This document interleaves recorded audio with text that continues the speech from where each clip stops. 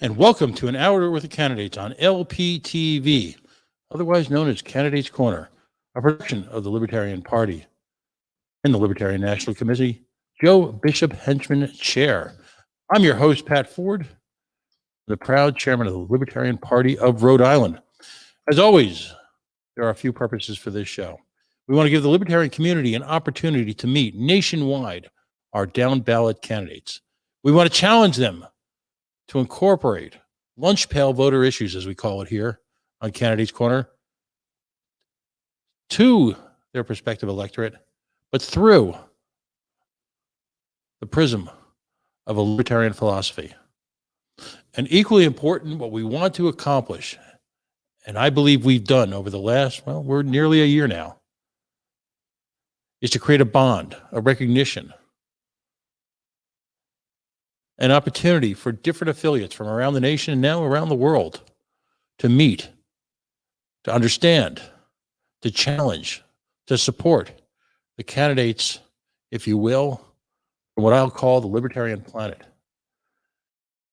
While we come from vastly different parts of a diverse nation and now increasingly a diverse world, we share a statement of principles. We share a common philosophy. We share an approach.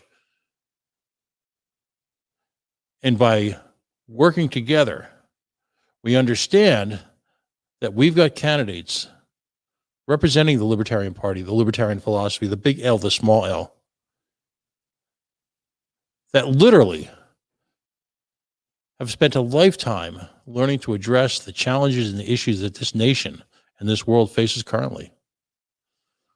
I like to call it proof of concept, because on two levels, what we demonstrate on this show on a weekly basis is, number one, that we are ready, not to govern, that's a bad word around here, but to act as stewards for the communities that we choose to represent, whether it be what we call the hyper-local, a water board, a town board, a resources board, working together with folks from other different political backgrounds.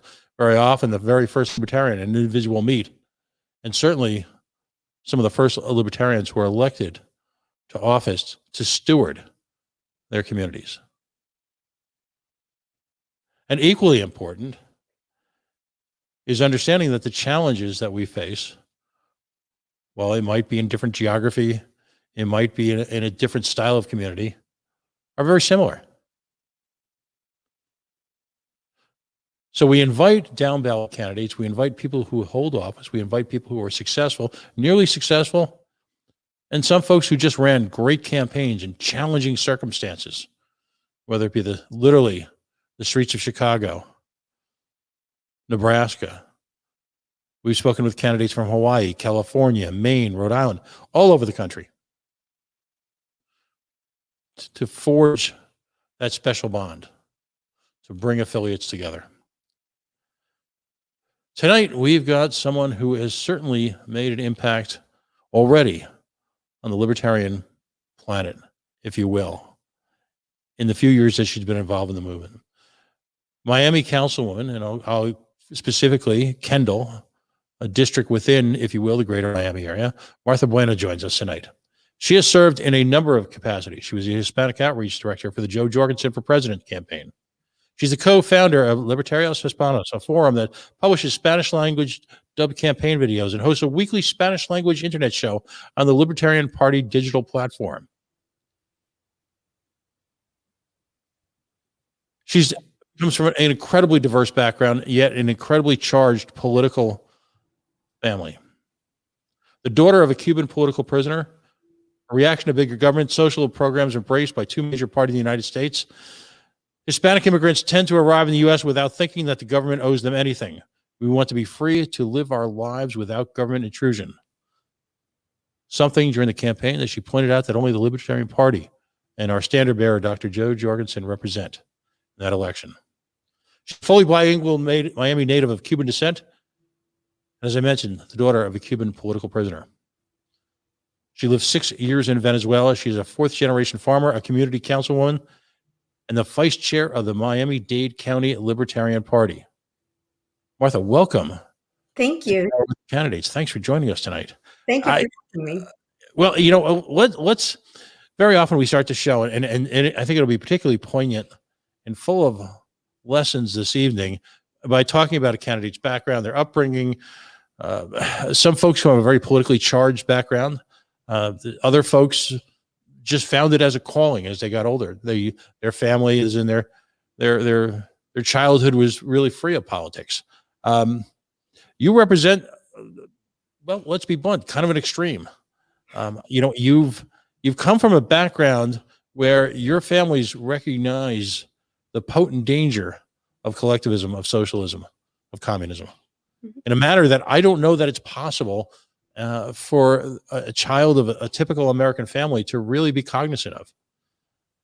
This nation is filled with folks like yourselves who's either themselves directly or their families, first generation, if you will, whether it be Cuba, whether it be Romania, or any one of dozens of countries in between, China, the Soviet Union, who are products, if you will, of nations that have found themselves bound by the chains of collectivism and any one of a number of isms. So I've got to ask, how did that impact your life? Is this something that you've been surrounded with literally since birth? Is it something you talked about at the family dinner table? What examples did your parents present to you? Well, absolutely. It's something that I've been speaking about since I was a child. And how could I not? My parents left everything behind in Cuba to come to the United States to seek freedom. And so I've been hearing about, the differences of communist Cuba versus the freedoms of the United States since as far back as I can remember. Of course, my parents were Libertarian, Republican, sorry. My parents are now, now that I'm involved with the Libertarian Party, seeing that Libertarianism is where it's at. But, like a lot of Hispanics that come to this country, my parents came here looking for the freedoms, the opportunities that they couldn't get. And as you mentioned, my father was a political prisoner in Cuba. So he was given about an 8-year sentence in Cuba because he attempted to leave. And so one of the things that I point out to my Republican friends is that walls don't only serve to keep people out, they also serve to keep people in. In the case of Cuba, there's no wall, it's just an island. But in Cuba's case, leaving the country and getting caught trying to leave is something that the Castro regime would give people many, many years of hard labor as a punishment. And that's what happened to my father. He was given about 8 years. After 6 months, he was moved to a camp instead of a prison for good behavior. And so my mother, of all people, was able to break him out of jail close to a year into his sentence, and then was able to get him to Guantanamo. It was a long story. He spent about a month in a house right outside of Guantanamo, and then made his escape, swam the Guantanamo Bay to Guantanamo, which is, of course, a United States base there. And once he made it there, it was at the time in the late 60s, they still allowed Cubans to come to the United States and immediately gave them citizenship. It's not like now where it's just not like that anymore. Mm-hmm. So yeah. Now, your father, now, did he grow up in the Batista reign of terror, if you will, or was he born into Castro Cuba?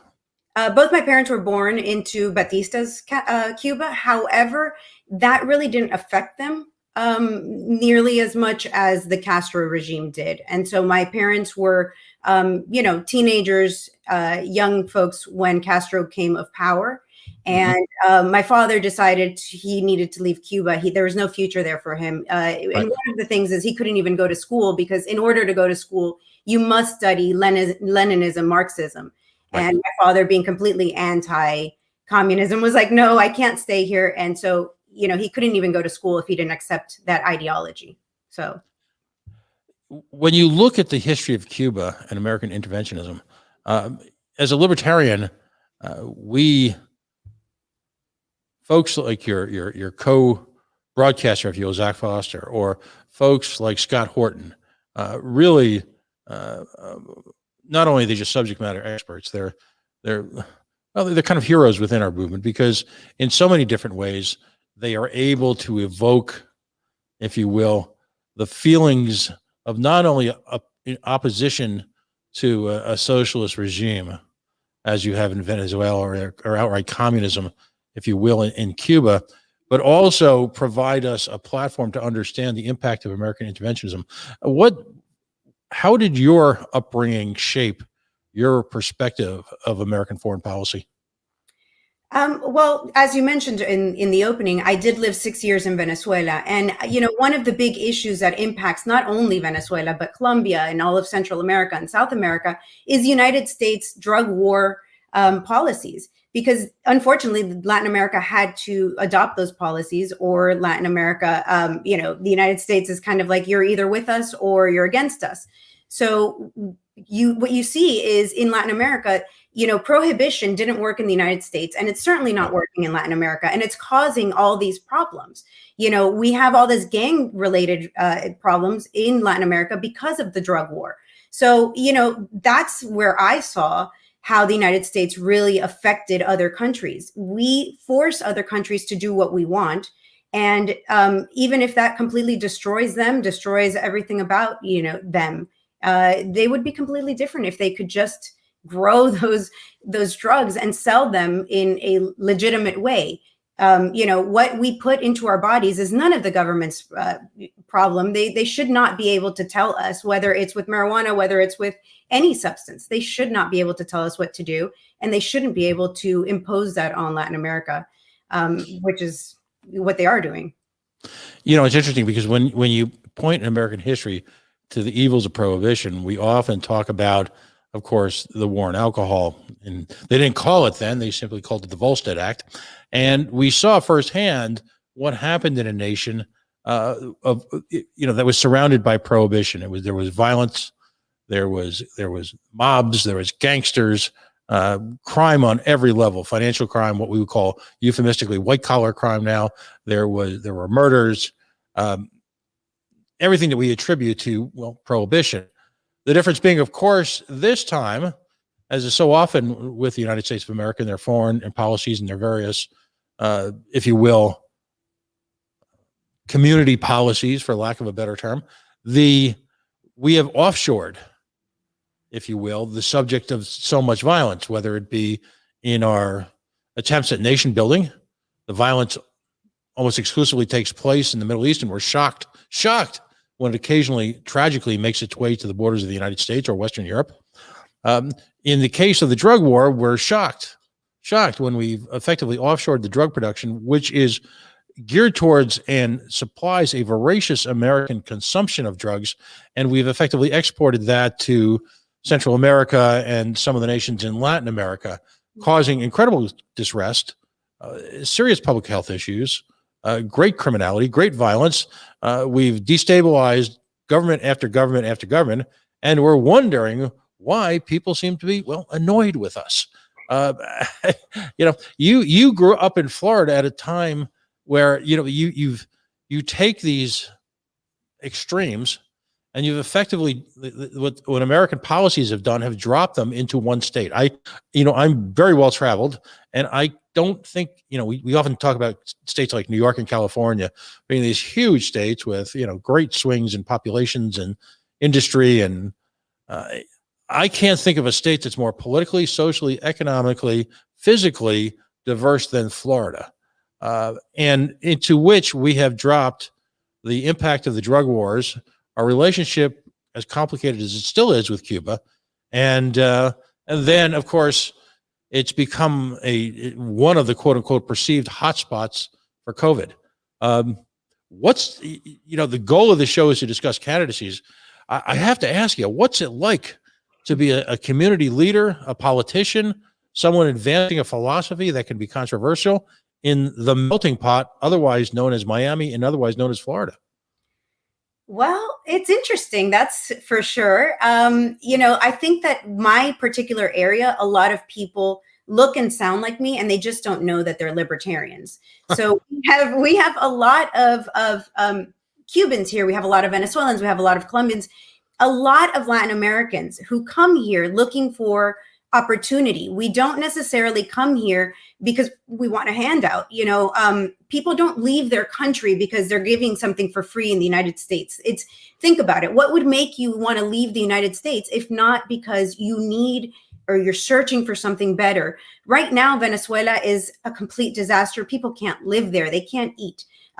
So now they've migrated to Colombia because they can't come to the United States, and Colombia is turning into another problem area.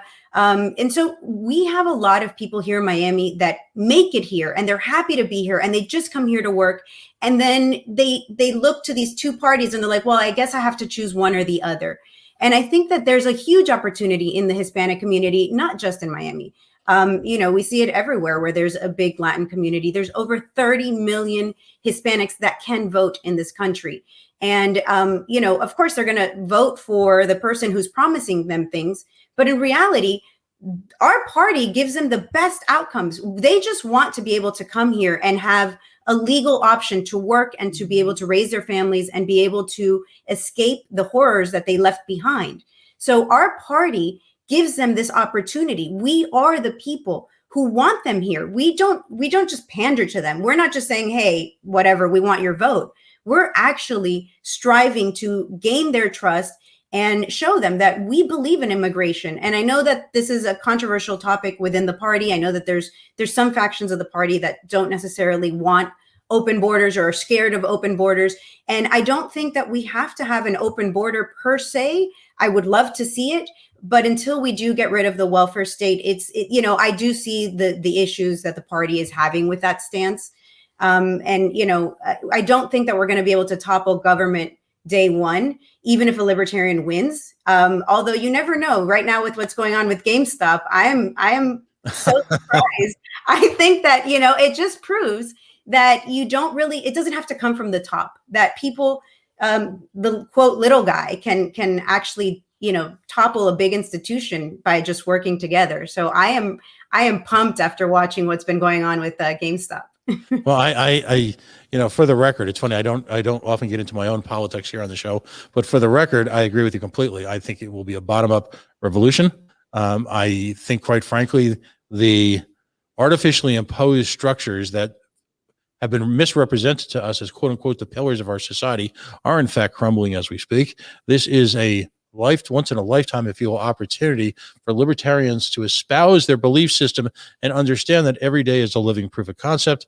And while I used to believe personally that the welfare state had to be eliminated, I've grown to a point where, if you will, that borders to me are simply an invention by any one of a number of individuals over the last 1,000 or so years that have been artificially drawn based on pure blatant self-interest and have been imposed on a nation, on a world, on a planet, where somehow we've come to the conclusion that if you were born on one part of this rock floating through space at millions of miles per hour, you are entitled to a lifetime of freedom at some level, and economic freedom, and the opportunity to pursue your dreams. If you happen to be born on the wrong part of that rock floating through Earth, well, kind of stinks to be you. And I dismiss that completely.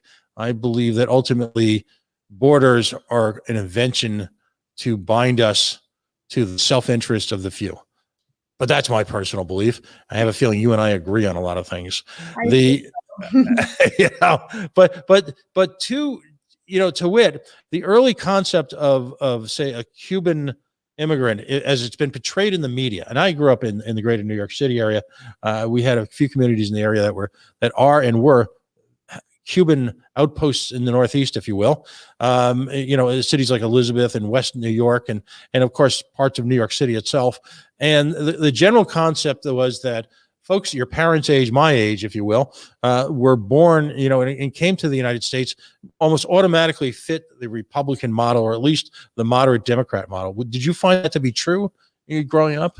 Yeah, I mean, I just assumed that every Hispanic was Republican. I didn't know any better. And, to be honest, politics wasn't something I ever really followed. It was just there. I didn't even know what a libertarian was until I was probably in my early 20s. So, right. I just assumed that everybody was Republican because everybody in my sphere, my parents, my family, everybody was just Republican. And I think that it's where we Hispanics go. It's they're the closest to what we want. Although now with this last election, I have seen a lot of Latinos for Biden and that kind of thing. But I really feel that it's a minority. I know they want to court Hispanics a lot, but I can't imagine that people who are first generation would necessarily go to the Democratic Party. Further generations might, but.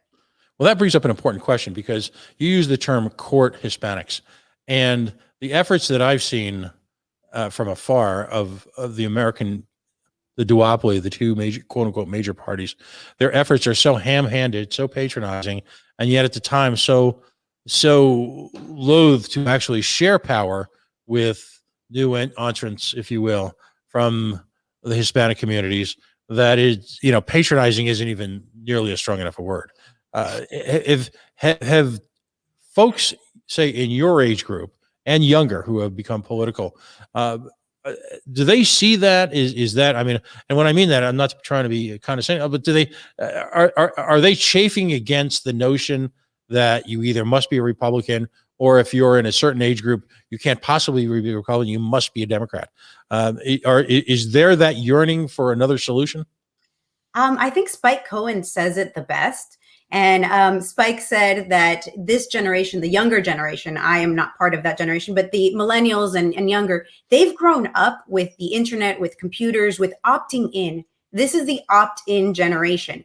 And so for them to be told that you can't consume a particular substance because the government said so, and you can't do these things, and you're just going to have part of your funds that you work for just taken from you, I don't think they understand this concept. They're like, what do you mean I don't get a choice? What do you mean you're just going to do these things? So I have a lot of faith in that younger generation. I believe that the younger generation, even though they do tend to go, a lot of them do come to the Libertarian Party. A lot of them go to the Green Party, and they want socialism. They believe that socialism, that, government giving to people, is a good thing. And there is that famous quote that if you're not young and social or whatever, Green Party when you're young, and then Republican when you're older. I really believe that they tend to go to the Socialist Party, to the Green Party, because they really want to help people, and they just don't know that that's not really helping people. The government stealing from one group of people to then give to another isn't helping. And so I think our messaging needs to be a little stronger to this group, where we're telling people that there is a better solution. And no, we don't have to take it from somebody to give it to somebody else. And again, I keep coming back to the GameStop thing because it's just so fresh, and it's exactly what we talk about all the time. Here's a group of young kids who got together on a social media platform and who were able to not only bring down these huge hedge funds, but they've done the biggest transfer of wealth that we've seen thus far in a matter of a day or two. So I think that, I think it's proving to this younger generation that no, government isn't the solution. And as a matter of fact, the government or the app Robinhood halting these transactions, it just goes to show that the people at the top are not looking out for the little guy. They really don't care about the little guy. They're looking out for their own best interest. And you know what? Hedge funds donate a lot of money to politicians. So of course, it's one of those things where if you are a little guy and you're seeing what's going on, I hope that's bringing you into liberty and freedom, and seeing that even though people are telling you they really want to, help you and make things better, it's not really the case. They're not looking out for you. Folks your parents' age, I'm not asking you to constantly put your parents in the limelight here, but you're so close to it. Folks who left Cuba, who left Venezuela, because of the drug war inspired corruptions, the loss of freedoms. How are they reacting, if you will, to, for example, a Biden administration that's issued 3,000, 4,000 executive orders in the last few days, despite campaigning against Donald Trump for his quote unquote imperial presidency? How do they react now, or is it become just sort of part of the fabric of their lives? I think it's the fabric of everybody's life. I talk to people all the time and I'm like, why do you accept it? And they're just like, well, that's politics. It is what it is. And that's the thing that just drives me crazy. You don't accept, well, it's politics, from any other profession. You don't go to a doctor and he lies to you and tells you, I'm going to help you, I'm going to cure you. And then he, does something terrible to you. And you're like, oh, well, that's doctors for you. We don't do that to any other profession. Why do we do it with politicians? And you know what? It is a profession. They are there oftentimes, as is the case of Biden, for 50 years. And so he hasn't done the things that he's ever said he was going to do. You know, and we're just kind of like, well, you know, so yeah, I do think that needs to change. And I think that's something that all Hispanics, we kind of just say, we're like, meh, whatever. We know that politicians are all corrupt and there's nothing we can do about it. And my thing to them is, yes, there is something we can do about it. We can stop voting for them. We can stop supporting them. We can change things. We don't have to accept that. You're literally on the bleeding edge of libertarian politics. And what I mean by that is that you've immersed yourself in a community that, at least from an outsider's perspective, you're right, should be absolutely ripe, given the cultural history and political history that so many of the folks in your community have come from, should be absolutely ripe for the libertarian philosophy right now. But at the same time, you've got this, you know, for example, this increasing reliance on corporatism, ironically, by a Democratic Party.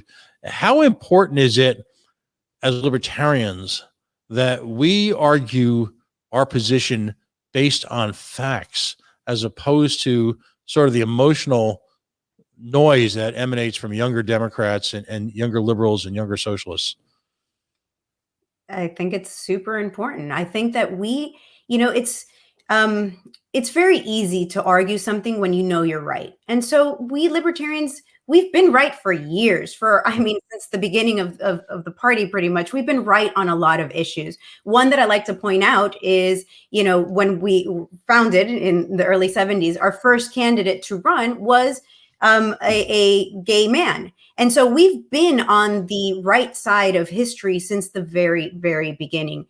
We had, of course, the first woman to ever receive an electoral college vote, Tony Nathan. The first gay man to run was John Hosper. So we've been there on the right issue since the very beginning. And so we need to stop arguing with people and trying to put them down. The way to libertarianism is to bring people in nicely. You know, when you give people your point of view and you show them the right way to do things, it's more effective than just arguing.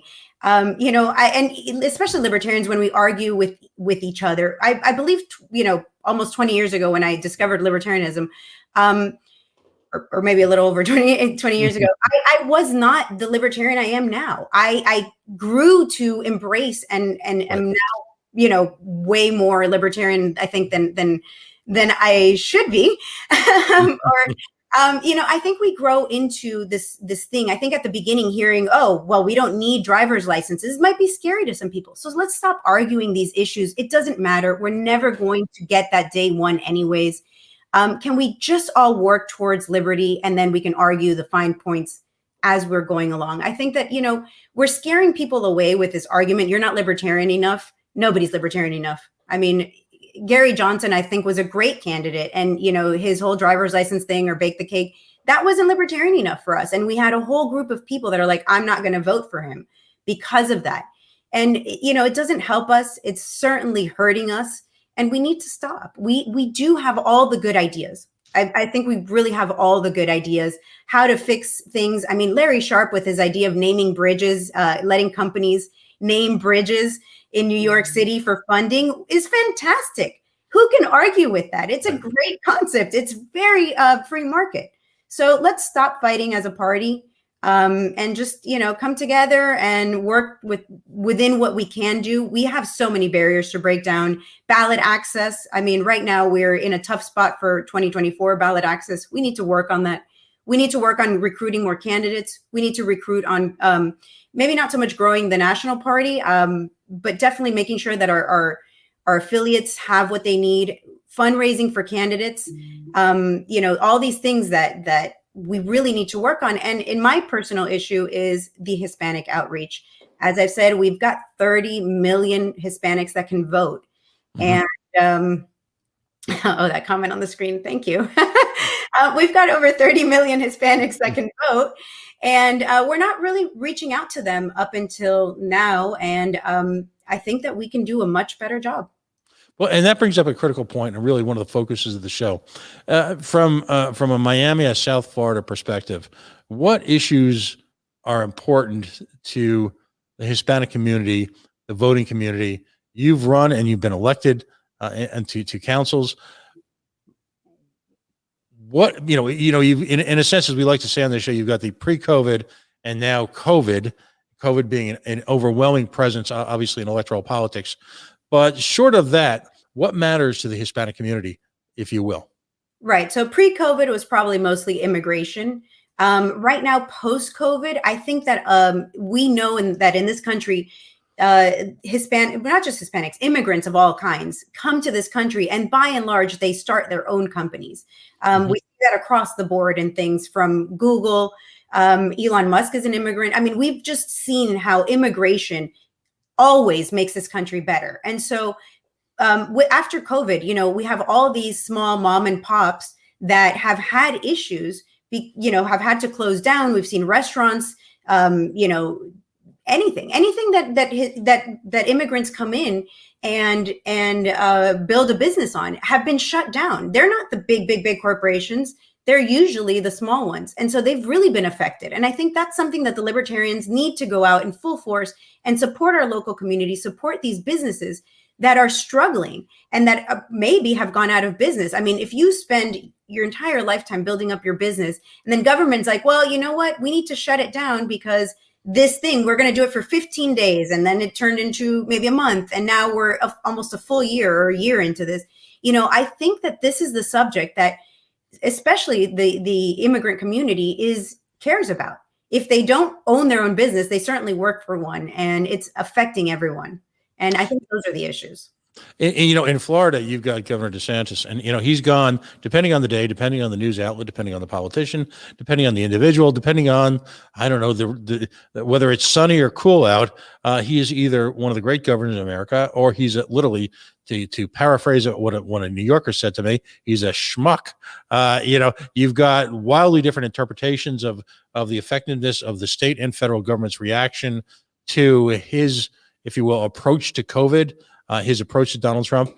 How is Governor DeSantis thought of amongst, people from Florida who actually, live there?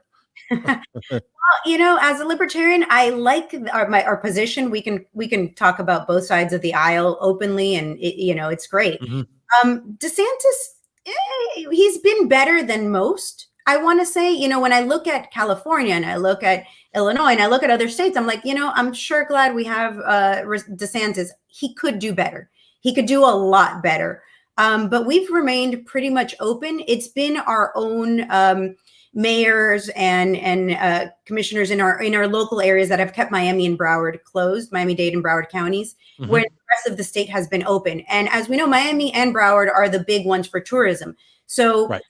I really believe that they've really hurt our industries, closing us down. But that wasn't DeSantis, and that wasn't DeSantis's fault. He's done the right thing and kept us open. And our numbers show it. Yes, we're a hot spot, but we're nowhere near a hot spot the size of California, and we've stayed open. So I think that he's done some good things. He's done some terrible things too. I mean, it's politics. Like I was saying before, it's politics. It's what we expect. So he's done a little bit of both, but over and all, I guess I give him a passing grade. Right now we have with the COVID vaccine, I think that's something that he really dropped the ball on. He gave every single high elected official. So in my case, and we didn't get any, but commissioners and mayors and so on, they all got large doses of the COVID vaccine to give to their own people. And I think this is absolutely disgusting. There's no reason why an elected official should be given those vaccines. I think it should have gone to the people who really need it. If you look at who's really being affected by COVID, it is the elderly. And so we could have just vaccinated the entire elderly population first and foremost. But instead, he's giving it to, people who donated to his campaign and to the campaigns of others in politics, and then, deciding if teachers or this profession or that profession should get it first. When we know that in this state, if we would have just given all of those available doses to people maybe 75 and older to start, once we've got them all vaccinated, then we move down to 65 and older, we would be saving lives. Instead, we're just, raising funds for the political, establishment. And I think that what he's doing in that front is absolutely disgusting. Well, it also speaks to a rather unique aspect of Florida politics. And we've had a number of folks on who've run for office in Florida. And that is the prominence, if you will, of the county structure. Where's and this is obviously Miami-Dade and issues surrounding that impact you as a council person in Kendall. What talk about the role of the county, if you will, in Florida governance? Well, our county is a very large. We're actually, I think we're about the 10th largest county in the country. Our budget is over $8 billion.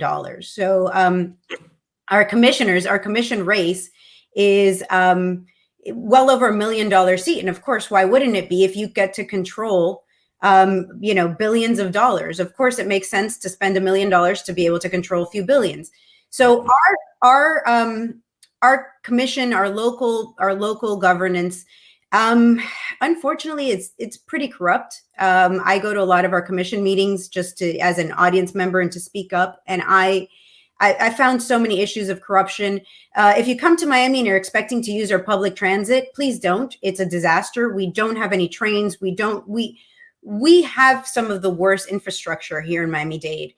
We talk about sea levels rising, and yet we're not doing anything about it. I mean, we've spent money on some pumps, and those have failed. We have king tides that affect Miami Beach. Are those pumps that they put in? They spent I don't even know how much money, a lot, and they didn't work. So we're just going. We're doing the things, we say the things. In Miami-Dade, we've had over 10 years of a half a penny sales tax addition just to go to transit. And when you look at what they've spent it on silly things, nothing to even do with transit. We don't have a transit system. So, I mean, our local politics is pretty bad.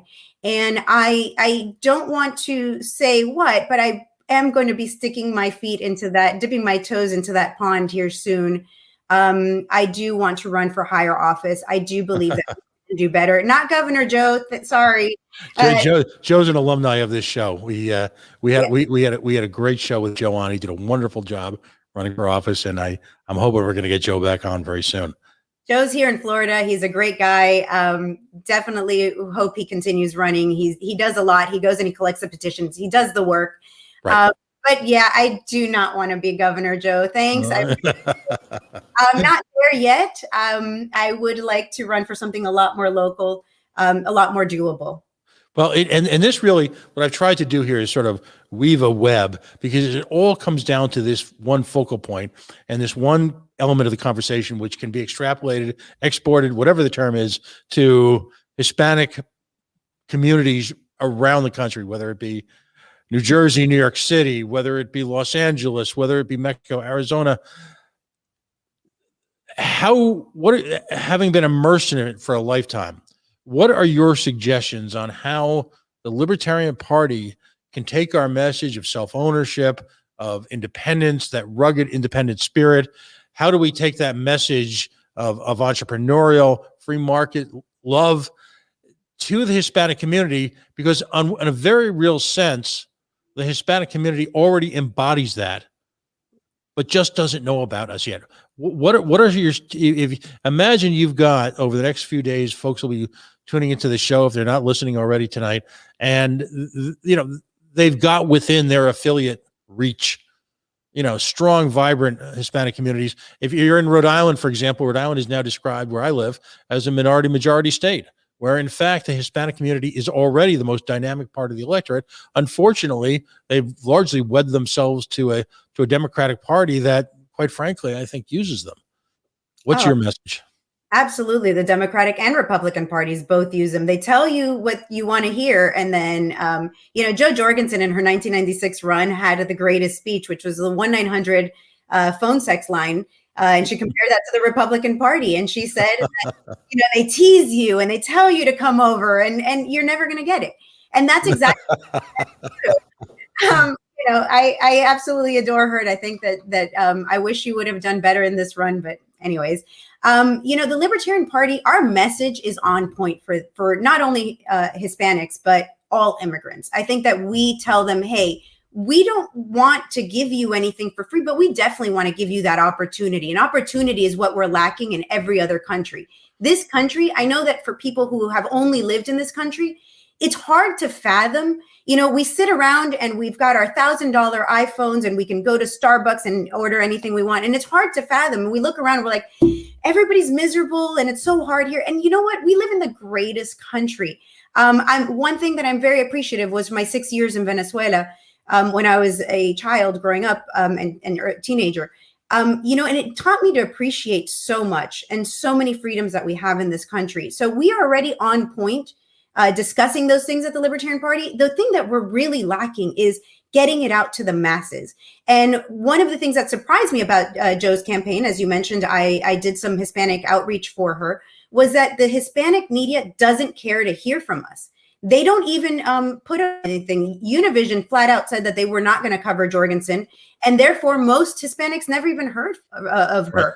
So I think that we need to get on these shows. I've made myself available as much as I don't particularly like putting myself out there. I've made myself available. Anybody who wants me to come on any show, I speak fluently in Spanish. You know, I'm happy to discuss libertarianism. We have a whole bunch of great people. There's people in our party who are doing what I've heard being described as the Underground Railroad for Venezuela. And you mentioned him earlier, Zach Foster, my co-host on Libertario Hispano, along with Kyle Varner and many others. I can't tell you what these men mean to me because they are heroes and nobody hears from them. Nobody hears what they're doing. We had on our show Franklin Camargo, who's a young Venezuelan. I believe now he's about 22 or 23, but he was a med student in Venezuela. And he opposed the Venezuelan government, and they not only kicked him out of school, but they threatened him. They said that he was threatening teachers and was going to do some sort of terrorist act, and his life was threatened. And Kyle Varner got him out of Venezuela, him and a few others. And so what we're, you know, people in our party are doing amazing things, and nobody's hearing about it. The news media does not want to cover this. They don't care. And so I think that that's the biggest thing. If we can get, you know, news, and especially news in Spanish, to be covering our issues, to be covering things that libertarians care for, I think that that would be a huge push. You know, we need to get the voice out there. And that's what Zach and I have committed to doing with Libertario Hispanos. We come on a weekly show right here on LPTV. Mm-hmm. And we do this every week, Wednesday nights, 9 p.m., and we discuss issues. Just this past Wednesday, we talked about the GameStop issue, you know, the squeeze of that market. And it was that day that it had broken the story. So we're trying to be on the cutting edge. We're trying to come up with issues that matter to Hispanics, and we're trying to grow that audience. Unfortunately, since nobody else will have us on, we have to grow our own audience. We have to grow our own game. Social media as well. We have, we're on Twitter mostly and Facebook. As Libertario Hispano. So please come join us, help us. Even if you don't understand Spanish, if you see something come up, please share it. We absolutely could use the growth in the audience. And I did a show with Spike Cohen and Gloria Alvarez. Gloria Alvarez is a huge advocate and a libertarian in Latin America. She's been on John Stossel's show, and she's really popular and famous, and she's written a whole bunch of books, and she's a great libertarian. And she's in Miami in March. We're going to do an event here in Miami. Location still to be determined, but March 4th, we are going to have Gloria Alvarez at a book signing with Antonella Marti, and we're hoping to get other people to join. So, you know, just growing the audience. I think that's the only real thing we can do, is just make sure people hear about our ideas. And as far as the, you know, English version of that, I think we desperately need to grow our audience. I see Spike Cohen doing a lot of good work, and Larry Sharp with his show. So there's a lot of libertarians out there pushing content. You know, Dave Smith, Tom Woods had me on his show for Let Her Speak, and I really appreciated him for doing that. I think that, you know, if nothing else, if the mainstream media won't cover us, then we need to do it ourselves. And thank you again for having me on this show. I think that these are the type of things that we need to be doing. Yeah, one of our viewers, Connor Cudmore, I'm not sure which affiliate Connor is with, but he asked the question, you know, what do we do when the media won't let us in? And that's a subject I think, you know, you and I haven't really met. We met briefly in Miami, but haven't really had a chance to talk in person. I think I have a feeling that's an issue both you and I feel passionately about. So I'm going to give a couple lines. We got a couple minutes left, but I'm going to say a couple things, and then I'd love to have you fill in, because I think it's an amazing question with it's so important to our movement right now. Right now, it's clear, and I had the honor and the privilege of being the media guy, if you will, for New England for the Joe Jorgensen campaign, and it was a lot of work, but we managed to get Joe and Spike into some major players. We, for example, Joe got interviewed on a superstation, WBZ 1030, a 50,000 watt channel that covers 22 states. We got Spike into the Boston Globe. We got Joe on the biggest public radio network, over 25 stations across Western Massachusetts, Vermont, and all along the line of Eastern New York, from New York City up to the border. First of all, on a level, it can be done. That's something we're going to kind of cover on another show sometime soon, which means involving yourself with local media, and building a relationship, not an adversarial one, but building a relationship where you create opportunities for your candidates because they're interesting and because they've got stories to tell. But to you, I would ask, and because I've done this here in Rhode Island somewhat successfully, I've got my own local media thing, if you will, where we use this studio to broadcast from 4 nights a week. How important is it at this point in time, given the reluctance very often of the mainstream media to support libertarian candidates, that we just go out and build our own networks? That would be amazing. I mean, imagine a network where you could talk about anything and there would be no censorship. I mean, I think that we need it. I think that there's a lot of people that want alternative media. They, you when you mention Fox News or MSNBC, everybody knows that it's going to be biased. Imagine a station that doesn't have that bias, that we can actually talk about things. I know you spoke to Scott Horton this week. I mean, what an amazing person to have on that show, or Spike Cohen, and these people that are bringing real issues. There's nobody talking about the 7 wars we're currently fighting in the Middle East. Nobody's talking about it. If you ask the average American how many wars we're in, they can maybe point to Afghanistan, maybe, a few. They don't know where we are. They don't know these things. And I think people like Scott that are bringing attention to what happened in Afghanistan, and why we're spending that money, this crazy amounts of money over there, when we certainly need it more here at home, or at least stop taking it from people, and I think that these are things that people want to hear about. So why wouldn't we have our own show? I would love to see a libertarian TV or news or some sort of thing. I know that it takes money, but it would be great. Well, and there's a young man, Andrew Cooperrider, in the great state of Kentucky, a Kentucky Libertarian, who owns an organization called Brood. And rather than submit to the boot of the state, if you will, and I'm going to oversimplify in the interest of time here, Andrew has a facility called Brood, and talk about covering 2 of the most basic food groups, coffee and beer. Both are brewed. Fantastic place. I haven't had the chance to go yet, but I love the pictures and I love the idea. I'm oversimplifying here. He got his place shut down like everybody else.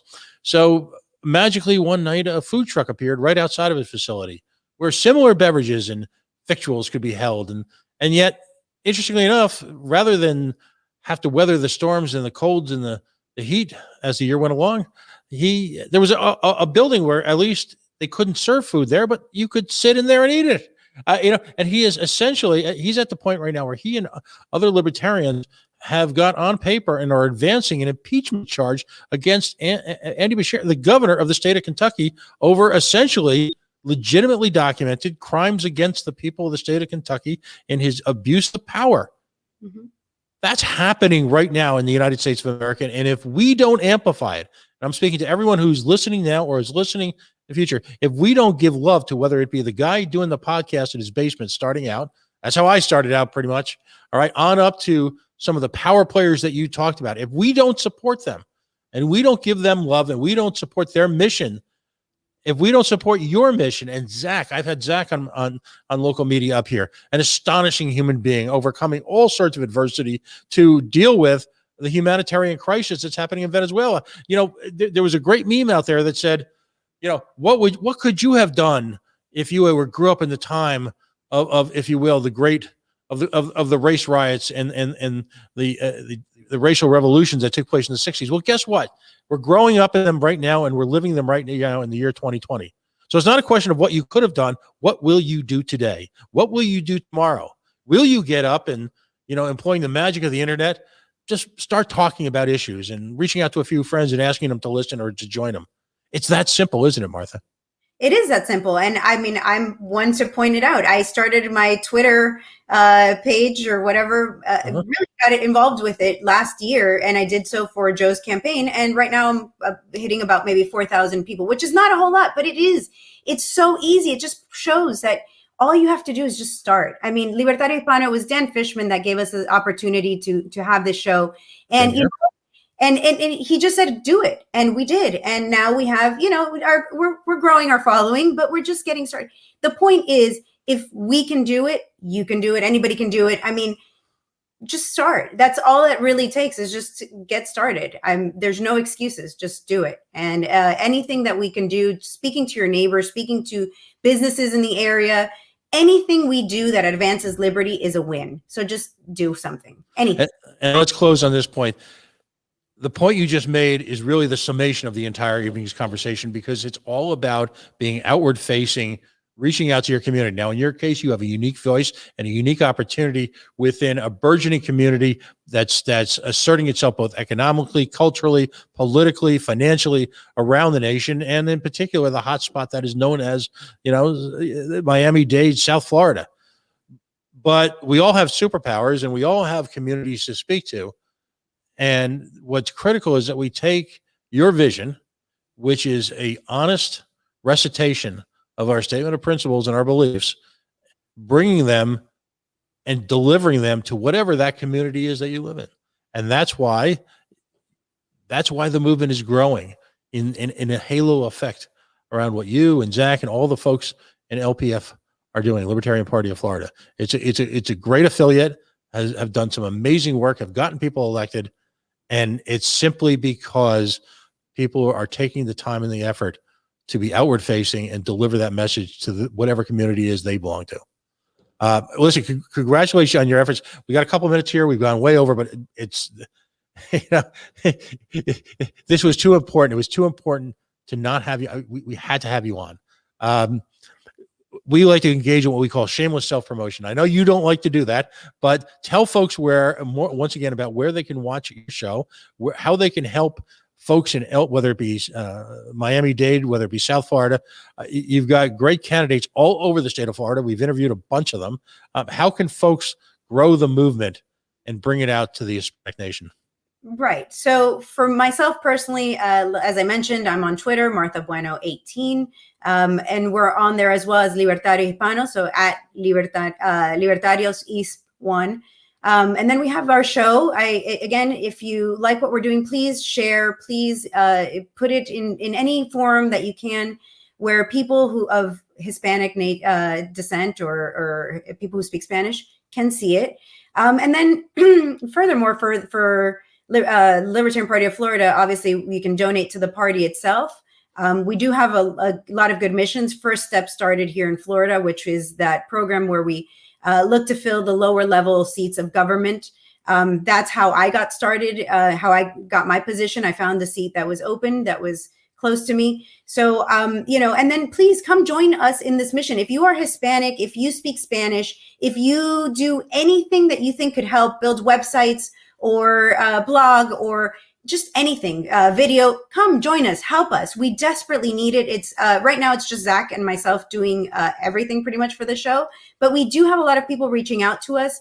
We're trying to build parties in Puerto Rico and there in Latin America. We've done things with South America. So anywhere that you are deserves freedom. So just come join us, join the Libertarian Party as well, and support however you can. So just support us and share.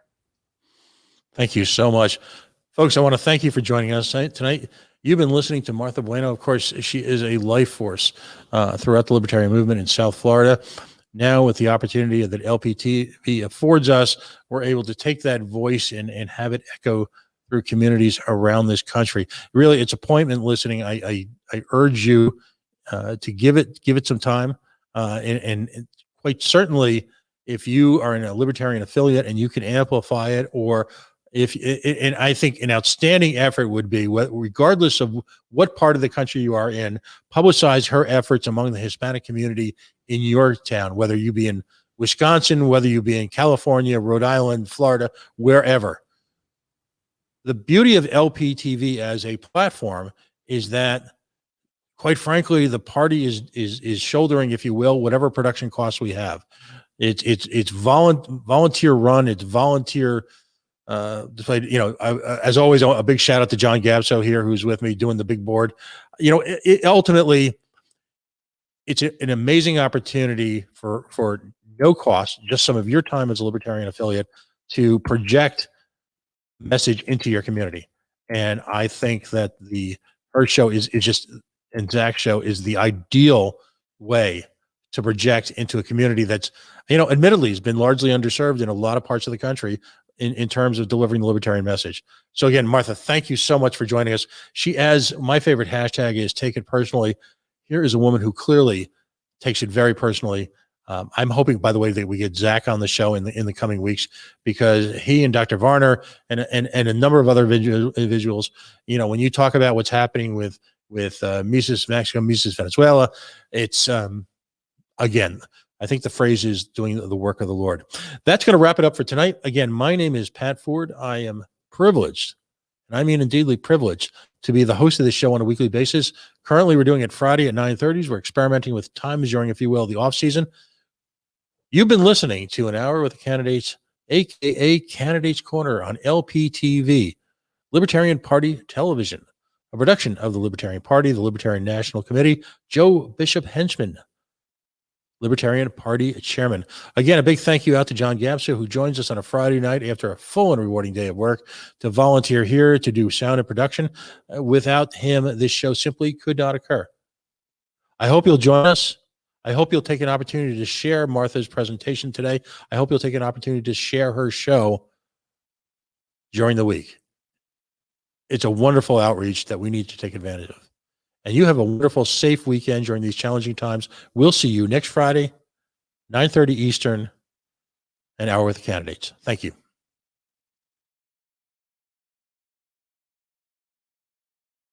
On LPTV, on Libertarios Hispanos. Y por supuesto la economía, digamos, en la Argentina va muy mal, y va muy mal porque tenemos mucho Estado, porque tenemos al Estado interviniendo constantemente. Entonces ese crimen se llama, y tiene su nombre en el Código Penal de Cuba, y ese crimen se llama incitar el abandono ilegal del territorio nacional.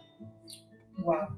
No tenía cómo descansar, porque era convulsión tras convulsión tras convulsión. Al darle la marihuana medicinal se vio la diferencia.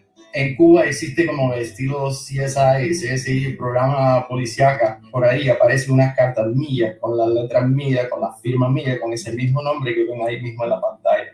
Controles de precios, el control de divisas. Yo me vi obligado a dejar el país, que además siempre estuve en contacto en ese momento con Zach Foster.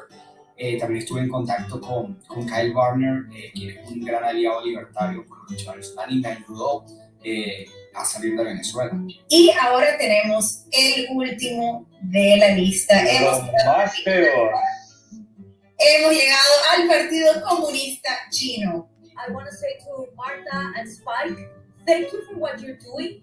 I think it's really valuable, and I think that the Hispanic community, both living in the United States and also benefiting here in Latin America, deserve to know that there's a third and valid option, and that you are not condemned in between voting for socialism and this obsolete, conservative, and mercantilist system.